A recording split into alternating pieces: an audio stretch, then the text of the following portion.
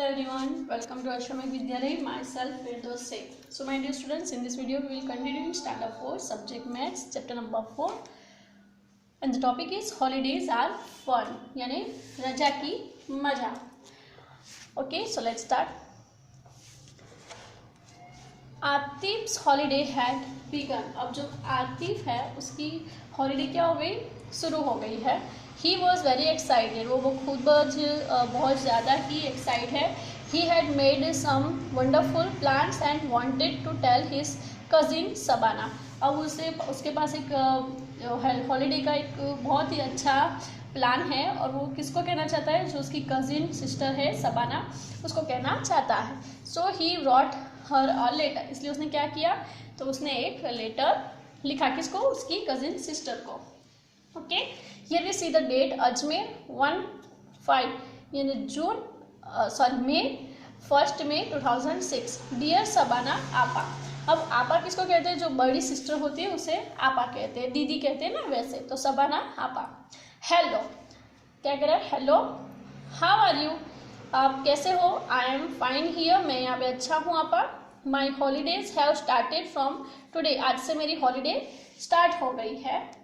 I am going to my nani's place on 5/6 यानी 5 मई 2006 यानी मैं मेरी नानी के घर आज जाने वाला हूँ. आई एम गोइंग टू, मेरी नानी के घर जाने वाला हूँ.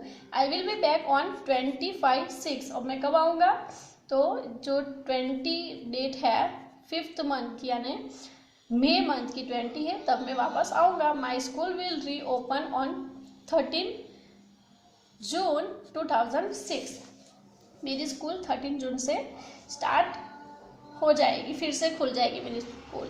When does your school close, आपकी रजा कब से पड़ी है, ऐसा पूछ रहा है कि आपकी हॉलीडेज कब से हुई है. Why don't you come here, आप यहाँ पे नहीं आ सकते हो.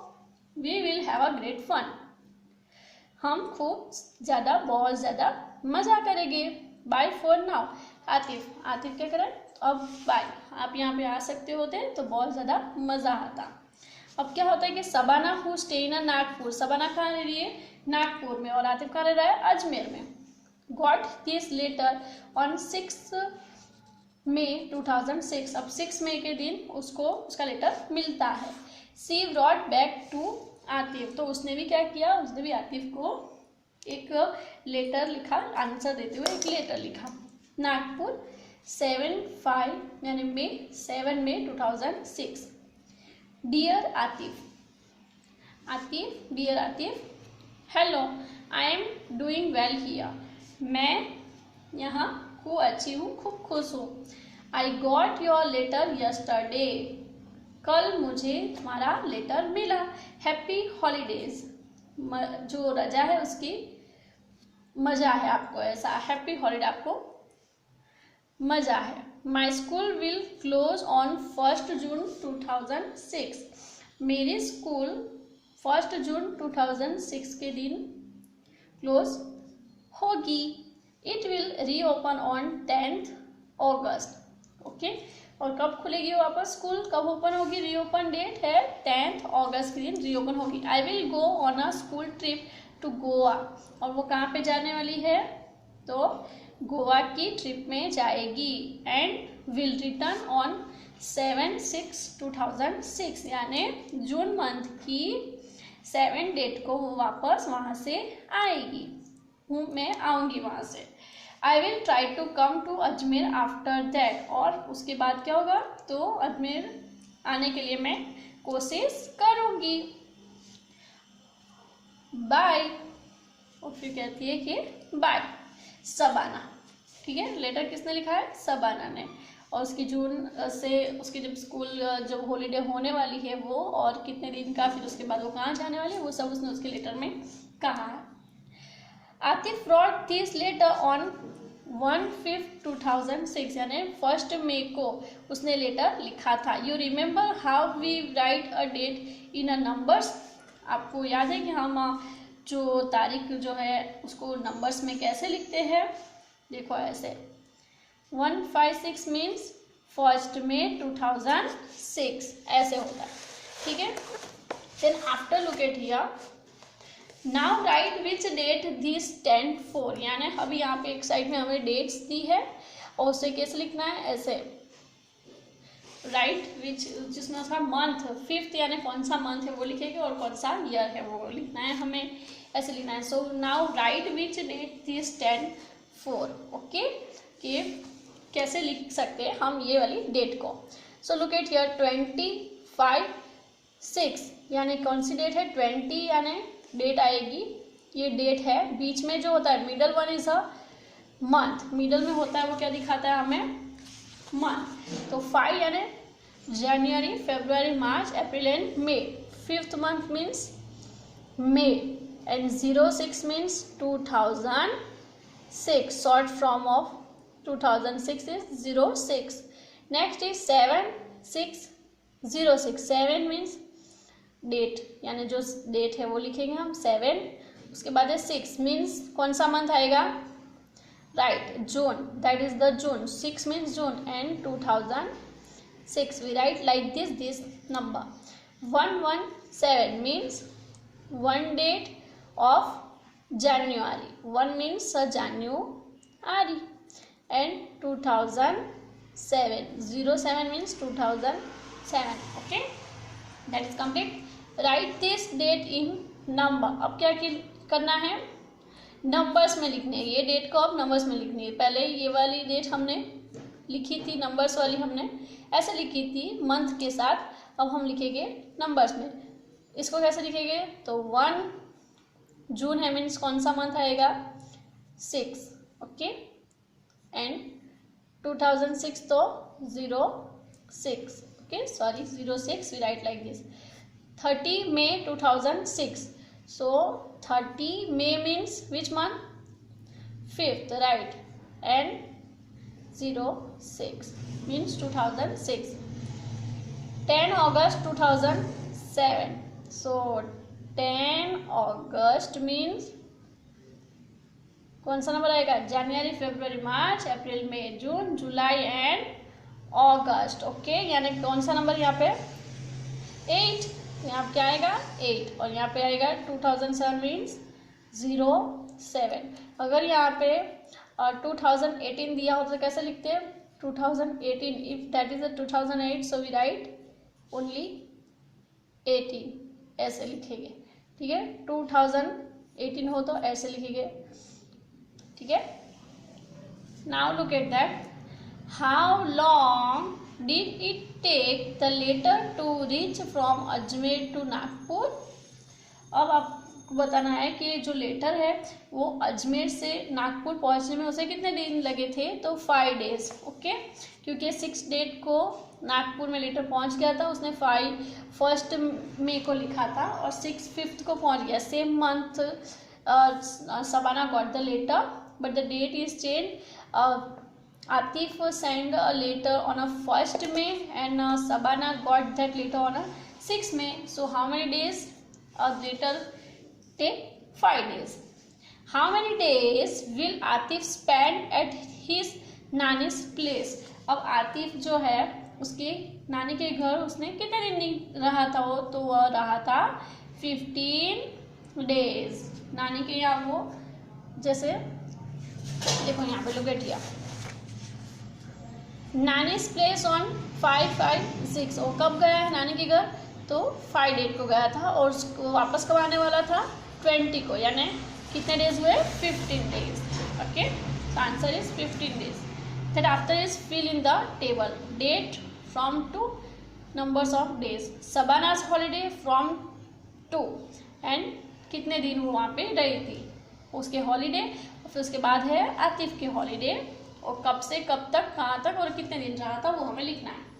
Sabana's holidays फ्रॉम यानी कब से स्टार्ट हुआ 1 जून से कब तक 9 अगस्त तक, क्योंकि 10 अगस्त से उसकी स्कूल रीओपन थी। So that is the 1 June to 9 August, total days are 17 days. And Atif holidays start from 1 May and finished on 13 June, so we take on 29 June, क्योंकि 13 से तो उसकी स्कूल रीओपन हो जाने वाली है, सो 29, so total 60 days. Who has got a longer holiday, Shabana और आतिफ। दोनों में से कौन ज़्यादा हॉलीडे, किसको ज़्यादा हॉलीडे मिली है? तो किसे मिली हो? 17 डेज किसको मिली है? शबाना को। Which long holiday do you get in school? Fill in the table. Occasion, date, from to and number of days. Summer holidays 29 में से स्टार्ट होते हैं और फिनिश होते हैं 4 जुलाई को, तो टोटल डेज होते हैं 37। और 2 मंथ ब्रेक क्या होती है? तो वो होगा फ्रॉम 10 अक्टूबर से वो ब्रेक हमें मिलता है और फिर 29 अक्टूबर में फिनिश हो जाता है, तो टोटल 11 डेज मिलेंगे। विंटर ब्रेक मिलती है जो फ्रॉम 25 दिसंबर से 5 जनवरी तक, टोटल 20 डेज।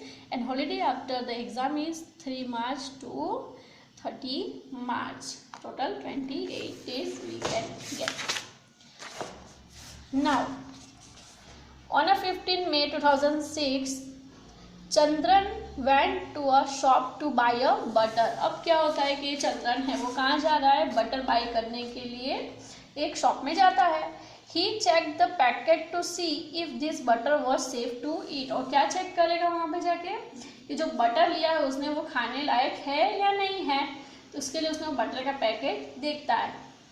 तो उस पर it was written on the packet पे ऐसा कुछ लिखा हुआ है, best before 180 days from the date of packaging. हमने भी ऐसा लिखा हुआ देखते हैं ना, जो कोई पैकेट हम खरीदने के लिए लेते हैं, जैसे कि फूड पैकेट कुछ लेते हैं वेफर्स का है, तो उस पर ऐसा लिखा हुआ रहता है कि इतने दिन ये खाने के लिए इतने दिन तक अच्छा है, तो वैसा ही बटर पे भी लिखा हुआ रहता है। Then he check the date of packing, it was 15 January 2006, ऐसा लिखा हुआ रहता है। पैकिंग की तारीख क्या है? तो 15 January 2006। Help him find out if he should by this butter और नॉट। तभी हमें क्या करना है कि हमें उसकी हेल्प करनी है। किसकी हेल्प करनी? चंद्रन की, कि उसने जो पैकेट खरीदने जैसा है या नहीं है, वो खा सकता है नहीं खा सकता है, उसकी हेल्प करनी है हमें। In which month was the butter pack? तो कौन से मंथ में बटर पैक हुआ था? जनवरी। Which month will it be 180 days after 15 January 2006? तो जुलाई, क्योंकि 15 जनवरी और 180 डेज मीन्स 180 डेज कितने दिन में होते हैं? तो 15 जनवरी से अगर हम काउंटिंग करते हैं तो जुलाई मंथ की 14 तारीख जो होती है ना, 14 जुलाई को 118 डेज कंप्लीट होते हैं। Okay, so month is July and date is 14।